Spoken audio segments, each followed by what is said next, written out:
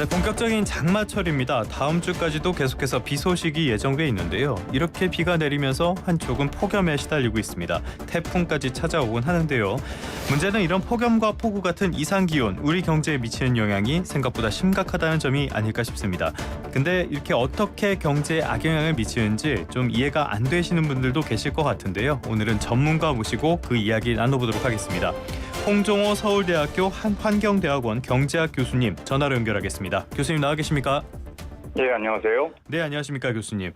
먼저 이 폭염, 장마 이 이야기부터 좀 해봐야겠습니다. 장마 폭염이 기후 위기로 불리는데 뭐 이유가 있다고 보십니까 지금?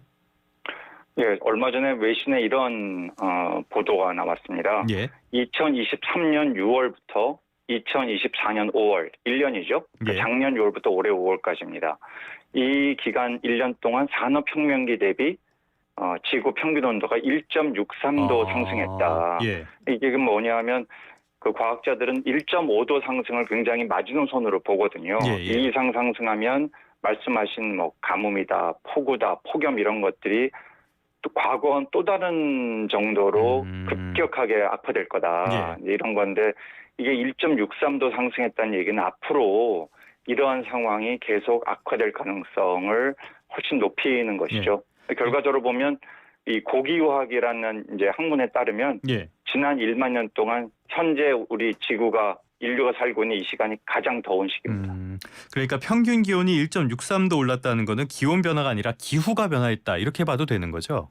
예, 이게 예. 뭐 그렇다고 해서 매년 앞으로 1.7, 1.8 이렇게 되는 것은 아니지만 예. 변동성이 늘 있으니까요. 그렇지만 1.5도를 넘어서는 이런 일련의 기간이 발생했다는 것은 앞으로도 결코 낙관할 수 없다. 이제 이런 것을 반증한다고 볼 수 있겠죠. 알겠습니다. 상황이 어떻게 진행될지 좀 이거를 브레이크를 걸 수 있을지는 좀 지켜봐야 할 것 같은데요. 최근의 상황을 보면 채소 가격이 상당히 많이 올랐습니다. 아무래도 폭염 같은 게 영향을 많이 미쳤을 것 같은데요. 실제로 폭염으로 1도 오르면은 농산물 가격 상승률이 0.4에서 0.5% 높아진다. 이런 연구 결과도 있거든요. 이거 심각하다고 봐야 되는 겁니까? 예, 이게 이제 한국은행 연구 예. 결과고요. 이제 예. 국내를 대상으로 한 연구인데요. 만약에 1도 뭐 잠시 오르고 예. 그리고 다시 이제 주춤하게 되면 원상 회복된다 하면은 그렇게 심각하게 생각하지 않을 수도 있겠습니다. 그렇죠. 워낙 예. 농산물 가격이 변동성이 심하니까요. 예. 문제는 이 같은 한국은행 연구 결과에 따르면 1년간 만약 매월의 평균 기온이 과거보다 1도 다 상승했다. 이러면 1년 평균이 1도가 오르는 거죠. 예. 이렇게 되면은 농산물 가격은 2%, 또 전체 헤드라인 물가 수준은 0.7% 오른다. 이런 건 상당히 수치 자체가 심각하게 볼 수 있는 것이어서 앞으로 이제 이 온도가 얼마큼 상승하느냐에 따라서 이것이 농산물 가격, 더 나아가서는 전체 물가에 미친 영향을 무시할 수 없다. 이렇게 말씀드리고 싶습니다. 그 평균 기온이 오른다는 게 농산물 가격에 어떻게 영향을 미치는 겁니까? 뭐 여러 가지 경로가 이제 있을 수 있는데요. 이게 예. 전형적인 그 물리적 리스크라고 불리는 겁니다. 결국 가뭄이나 폭우나 폭염 이 모든 것들이 가장 직접적으로 인간이 수행하는 이 산업 부문 중에 농업 생산성에 큰 영향을 미치게 되죠. 예. 뭐 병충해도 확산되게 되고, 아. 뭐 올해 당장에 금사가 파동이 이미 있지 않았습니까? 그렇죠. 이게 사실은 작년에 이미 완벽히 예견된 것이거든요. 예. 작년에 이미 생산량이 30% 급감했고 그 이유를 보면 꽃이 피는 개화기에 너무 날씨가 추웠다.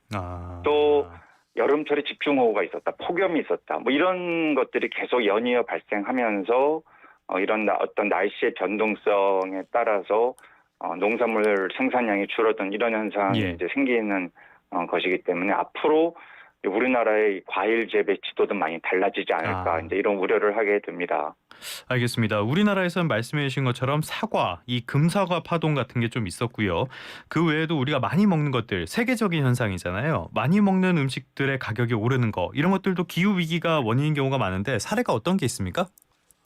예, 이제 과학자들에 따르면 폭염이다, 폭우다, 또 가뭄이다, 산불 이런 것들이 이제 기후 피해 전형적인 모습인데요. 예. 그 중에서 이 날씨가 더운 것, 그리고 폭염이죠. 그리고 가뭄 이런 것들이 아주 기후변화 밀접한 관련이 있다 이런 얘기를 합니다. 예. 특히 이제 이 아프리카산 코코아가 있지 않습니까? 초콜릿 원료죠. 예. 이런 경우도 지난 1년 동안 심지어 가격이 170% 급등하는 뭐 이런 것들도 결국은 극심한 가뭄과 밀접하게 관련해 있고, 또 우리 국민들 좋아하시는 커피 원두도 역시 예.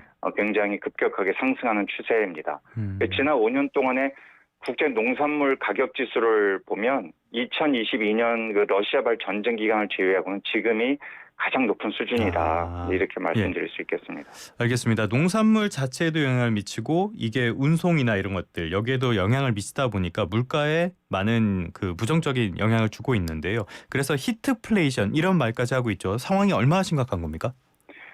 예, 그래서 뭐 영어로 클라이밋플레이션, 뭐 히트플레이션, 뭐 푸드 인플레이션 이런 이제 신조어들이 많이 생기고 있습니다. 그렇죠. 결국은 이제 폭염과 관련이 많다는 것이죠. 오죽하면 작년에 미국에서는 The heat will kill you first. 이 폭염이 너를 먼저 죽일 거다. 이런 책이 나올 정도였어요. 그러니까 구체적인 연구 결과 하나 말씀을 드리고 싶은데요. 올해 나온 연구 결과입니다. 이 포츠담 연구소와 또 유럽 중앙은행이죠. ECB. 여기 연구진이 참여한 연구인데 이 수치가 생각보다 굉장히 높더라고요. 앞으로 지금과 같은 기후변화 피해가 계속 이어진다는, 물론 여기에 불확실성이 있습니다만 몇 가지 이제 가정을 해서 여러 가지 그 시나리오 하에서 어떻게 앞으로 인플레이션이 농산물발로 시작될 것이냐를 이제 예측을 해본 것인데요. 2035년까지 매년입니다. 매년 농산물 가격의 경우 0.92에서 3% 이상씩 매년 포인트씩 오를 것이다. 그래서 헤드라인 인플레이션 역시 이에 영향을 받아서 0.32에서 1.18%까지도 오를 것이다. 결국은 이 기후변화로 인한 농산물발 물가 상승이 상당히 앞으로 글로벌 경제에 영향을 미치게 될 것이다라는 이런 연구가 나오기도 했습니다. 알겠습니다. 근데 지금까지 흐름을 보면은 그 기후변화의 시나리오가 최악의 시나리오보다 더 안 좋은 방향으로 좀 가고 있잖아요. 그렇게 되면 이게 국내에도 영향을 많이 미치게 될 텐데 우리나라 정부에서 지금 물가 상승률을 연간 2.6으로 예상을 했거든요. 그렇다면은 이게 달성이 안 되거나 더 높아질 가능성도 있다고 봐야 되는 거 아닙니까? 네, 사실은 이 폭염의 가장 직접적인 영향은 국제 농산물 시장에 영향을 미치고요. 특히 우리나라는 곡물 자급률이 20%가 안 되는 나라입니다. 그렇죠. 뭐 다 사야 되니까. 우리 국민들이 좋아하시는 이 육류, 특히 국내산 한우, 한돈 같은 경우 그 사료를 대부분 다 수입에 의존하고 있는 실정이죠. 이렇게 되면 날씨가 안 좋아서 국제 농산물 가격이 급등하고 그러면 수입 농산물 가격이 오른다는 얘기고, 이것은 국내 물가 상승을 견인하고 실질 소득의 감소까지 가져오는 것 아니겠습니까? 게다가 또 해외 같은 경우 최근에는 자국민들 먹이려고 이 쌀 수출 금지, 뭐 인도는 이런 조치를 취하기도 했습니다. 결국은 식량 안보 문제가 커지게 되니까 이렇게 되면은 물가 상승은 고사하고 아예 수입을 하고 싶어서 못하는 최악의 상황까지도 갈 수 있다. 이런 것을 정부는 늘 이런 시나리오를 생각을 하고 만반의 준비를 해야 될 것으로 생각합니다. 그러니까 사료 가격이 올라서 육류의 가격도 오르고 이게 실질 소득을 떨어뜨리는데 식량 안보 문제 때문에 비싼 돈을 주고도 사올 수 없을지도 모른다. 그렇게 그런 되면 상황이 되면 안 되겠지만 참 최악의 상황이죠. 그렇게 되면은. 아니 사실 이게 뭐 최악의 상황이라고 하기에는 최근에 뭐 기름 같은 거 수출을 금지한다든지 뭐 이런 문제들도 있었지 않습니까? 어느 정도는 우리에게 현실로 다가온 문제 같은데요. 그렇게 따지면은 이게 2100년까지 전 세계 국내 총생산 2020년 대비 18% 정도 줄어들 거다. 이런 전망까지 나오고 있잖아요. 이거는 경제 전반, 그러니까 일자리나 산업 이런 영역까지도 영향을 미친다라는 걸로 봐야겠죠? 맞습니다. 이 폭염의 경우 이제 직접적으로 농산물 시장에 영향을 미치게 되지만 또 이러한 기후변화는 노동 생산성에도 큰 영향을 미칩니다. 특히 이제 생산지 근로자 같은 경우에는 야외에서 활동을 하기 때문에 이런 경우 생산성 악화가 상당히 우려되죠. 그래서 힘드니까요. 이것이 이제 최근 경제학에서 많은 관심을 갖고 있는 기후와 생산성의 상관성에 관한 그런 주제라고 볼 수가 있고요. 여기에 관련해서는 뭐 날씨가 나쁘면 너무 더워지면 학생들의 학교 성적도 나빠지고 작업 현장에서 노동 생산성도 악화되고 심지어는 그 야구장에서 투수가 몸에 맞는 공을 던지는 비율도 올라간다. 뭐 이런 연구들도 있어요. 왜일까요? 그래서 짜증나서 그럴까요? 이런 걸 보면은 이 기후변화라는 것이 미치는 영향이라는 게 굉장히 전방위적이다라고 말씀드릴 수 있겠고, 특히 이제 국제노동기구 ILO죠. 여기에 따르면은 앞으로 폭염 때문에 2030년까지 내년 세계 총 노동 시간은 2% 이상이 줄어들 거다. 또 8천만 명의 정규직 일자리가 줄어들 거다. 이런 사실은 굉장히 암울한 이런 예측들도 나오고 있는 그런 실정입니다. 알겠습니다. 노동 생산성이 나빠지고 학습 능력까지 같이 낮아질 수 있다. 여기에다가 노동 시간이 줄어들 수 있다. 에너지 가격에는 영향이 없습니까? 너무 당연히 있겠죠. 왜냐하면 날씨가 더우면 아무래도 여름철에는 에어컨 소비량이 늘지 않습니까? 거기에 냉방 수요가 증가하니까 당연히 현재 전 세계 전력 공급의 두 번째 비중을 차지하고 있는 게 천연가스입니다. 그러니까 당연히 천연가스 가격이 오르게 되고 우리나라처럼 천연가스를 많이 수입하는 나라의 경우에는 역시 여기에 대한 부담을 느끼지 않을 수 없는 것이죠. 지금 전 세계적으로 봤을 때 뭐 발칸반도에서 대규모 정전이 있었다 이런 소식들 들려오고 있잖아요. 이건 역시도 폭염이 직접적으로 영향을 미쳤다라고 봐야 하는 거죠? 아무래도 전력 소비가 증가하면 이 전력이라는 것은 굉장히 아주 예민한 시장이거든요. 공급이 많아도 문제, 이제 적어도 문제인데요. 그러다 보니 이런 날씨의 변동성에 따라서 급작스럽게 전력 소비가 증가하게 되면 그에 따른 정전이 이제 발생할 수가 있고요. 많은 나라들에서 이미 이집트도 그렇고 이런 최근에는 50도까지 올라갔거든요. 섭씨 50도까지. 이제 이러다 보면은 당연히 LNG 수요가 증가하게 되고 부담이 생기고 심지어는 제대로 전력 공급이 안 돼서 정전이 생기는 이런 일들이 생길 수 있어서 사실 이것은 우리나라처럼 대부분의 에너지원을 수입하는 나라에서는 우리나라도 미리 대비하지 않으면 언제든 생길 수 있는 문제다라고 생각할 수 있겠습니다. 알겠습니다. 조금 전에 전력이 굉장히 예민한 이야기라고 말씀을 해주셨는데 지금 전력을 많이 쓰는 산업 분야가 있잖아요. 차세대 새로운 성장 동력으로 보는 인공지능 이런 차세대 이런 산업이라든지 이런 부분에도 부정적인 영향이 불가피한 거 아닙니까? 굉장히 중요한 질문을 해주셨는데요. 이 사실은 AI 부문 특히 데이터 센터 이런 글로벌 테크 기업들의 전력 소비량이 어마어마하고요. 사실은 몇 년 사이에 과거에 한 3년 전보다 한 2배 이상의 전력 소비가 이 부분에서 생길 것이다. 이런 이야기가 나오고 있어요. 그러니까 사실 이게 악순환인 게요.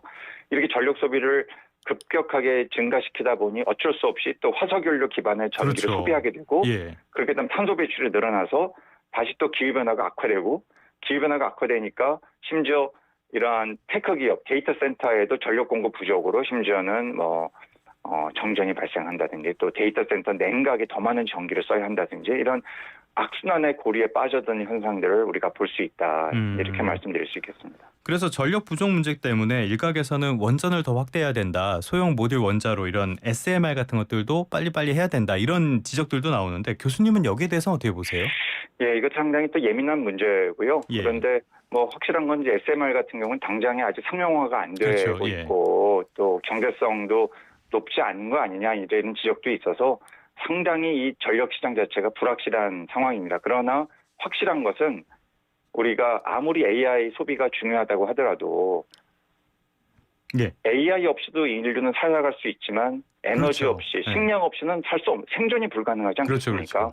그러니까 AI 쪽에 전력 소비가 증가하더라도 이것을 지속 가능한 방식으로 전력 공급을 해야지 특히 재생에너지겠죠. 그렇지 않고 기존의 화석연료나 또 앞으로 예측이 좀 쉽지 않은 원자력에 너무 의존하는 것은 이것은 좀 지속 가능하지 않지 않나 이런 지적도 많이 있습니다. 알겠습니다. 재생에너지의 중요성도 말씀을 해주셨고요. 그런데 보니까 그린 스완이라는 말이 있더라고요. 이 그린 스완이라는 말이 어떤 겁니까? 우리 과거에 블랙 스완 아마 얘기 기자님 들어보셨을 것 같은데 영화 이게 같은 거. 이제 아무도 예측하지 못한 이래저 영화도 나왔죠. 그런 건데 이게 이제 기후 위기에서 이런 예측지 못한 상황이 발생할 수 있다. 그러니까 오늘 사실 인터뷰 과정에서 나온 얘기들이 대부분 좀 미래가 예측 불가능하고 예측이 힘들고 또 비관적이다 이런 얘기가 많이 나오지 않았습니까? 결국은 그러한 상황이 예측치 못하게 크게 엄습할 수 있다. 이런 것을 이제 상징적으로 그린 스완이다 이런 표현을 쓰는데요. 사실은 너무 우리가 비관적이 돼서는 안 되지 않겠습니까? 그렇지만 또 동시에 어떻게 잘 되겠지 아니한테는 더 문제라고 생각합니다. 알겠습니다. 그린 스완 같은 이야기까지 나올 정도로 기후 위기 그렇게 부정적으로 보시는 분들도 많은 것 같은데 이런 상황에서 정부가 해야 될 역할 어떤 걸로 보시나요? 크게 보면 이제 오늘 제가 두 가지를 다 짚었습니다만 기후변화로 인한 피해에 대비하기 위한 적응 정책이 첫 번째고요. 적응 정책. 두 번째는 탈탄소로 가기 위한 이 감축 정책, 탄소를 줄여야 하는 것이죠. 예. 이 두 가지는 사실 동전의 양면이어서 탄소를 줄이는데 전력을 다하다가 적응을 실패하면 그러면 당장에 우리가 먹고 사는 문제가 어려워진다는 이런 일에 이제 봉착할 수 있고 적응만 너무 또 신경을 쓰다 보면 앞으로 계속 기후 변화는 일어날 것이니까 적응 정책만으로 기후 문제를 해결할 수 없다. 이 두 가지는 굉장히 다 중요하고요. 정부로서는 우리나라 산업구조 전체를 탈탄소 경제로 만들기 위한 정책들 또한 단기적으로는 농산물 어떤 가격의 급등이라든지 또 에너지 수요의 변화라든지 이런 것들에 걸맞는 사전적인 어떤 예방 조치 이런 것들이 두 가지가 다 필요하다고 말씀을 드리고 싶습니다. 후자 같은 것들이 적응 정책이라고 봐야 하는 거겠네요.